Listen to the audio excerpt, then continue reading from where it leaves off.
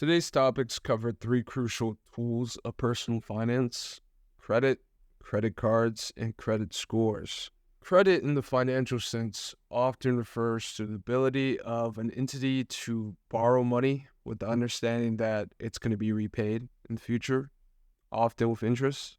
Most credit cards are a form of revolving debt. With this type of credit, you're given a maximum credit limit and you can make charges up to the limit.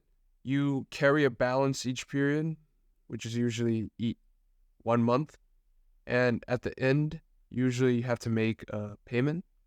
There are other types of credits such as charge cards, service credits, and installment credits.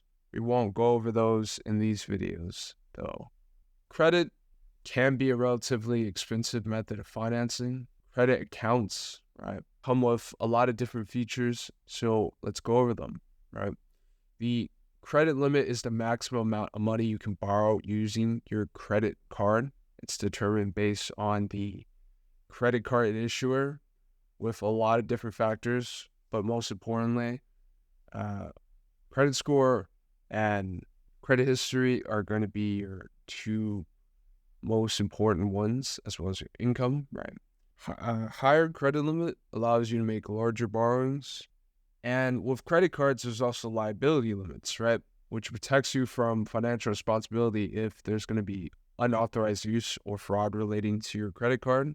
Under federal law, your limit is up to $50 for many of these types of events, but many credit card companies will actually just waive these types of fees, which is extremely great. A grace period, right? It's a specific time frame that's usually 21 to 25 days, where you could pay off your credit card balance without incurring any interest charges. And if you pay off your complete balance within this period of time, your credit card is basically an interest-free loan for that period, right? So that's really powerful because for no interest, free form of financing, right? So there's also purchase guarantees, right?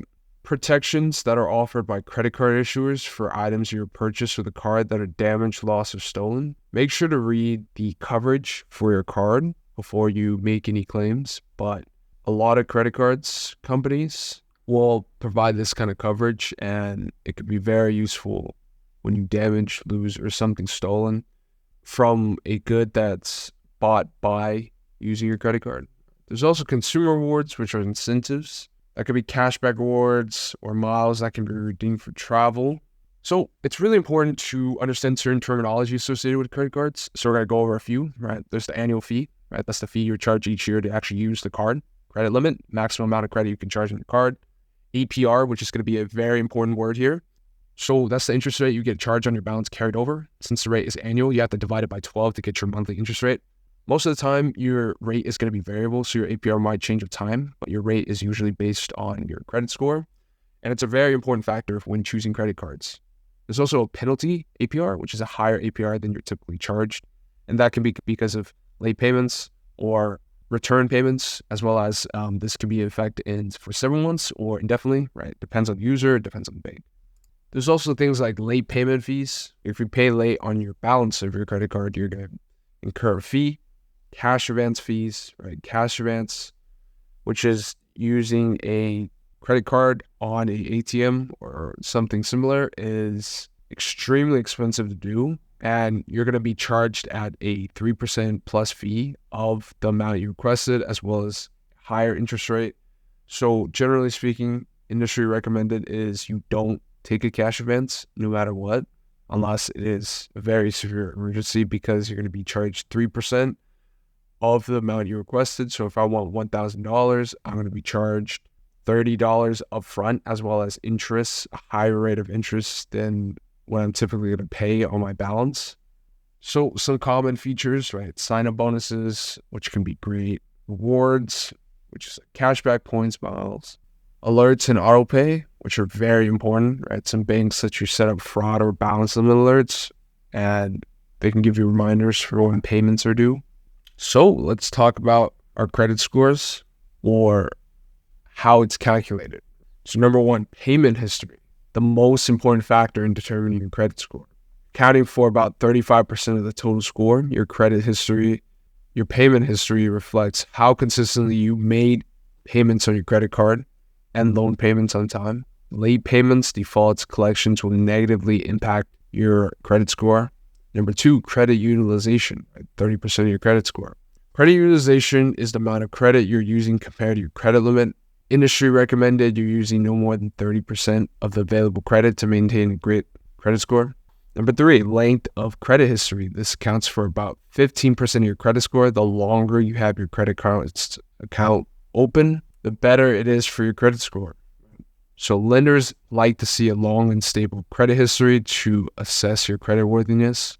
So that's why some people recommend opening a credit card line or credit line as soon as you turn 18, because lenders such as lenders for mortgages, auto loans, if they don't see that you have a long and lengthy credit history where they could check it and they know you're trustworthy, you might not get approved for these types of loans, or they might give you a higher rate of interest, which can be extremely annoying with the amount of money you're paying. Number 4, credit mix, right? So lenders like to see they have a mix of credits, right? Mix of credit types, credit cards, auto loans, mortgages, and student loans, right? As well as 5, new credit accounts for about 10% of your credit score. Applying for new credit will temporarily lower your credit score, especially if you apply for multiple new credit cards at the same time. So it's important to apply for a new credit card or new credit when necessary to avoid negatively impacting your credit score, right? So that's this is called a hard inquiry, where if you're going to take out a mortgage, you're going to take out a loan, right? The lender will do a hard inquiry on your credit to get your credit, and that will lower your credit score for a bit. So avoid taking out multiple loans at the same time. So let's talk about checking your credit score. Where can you check this thing?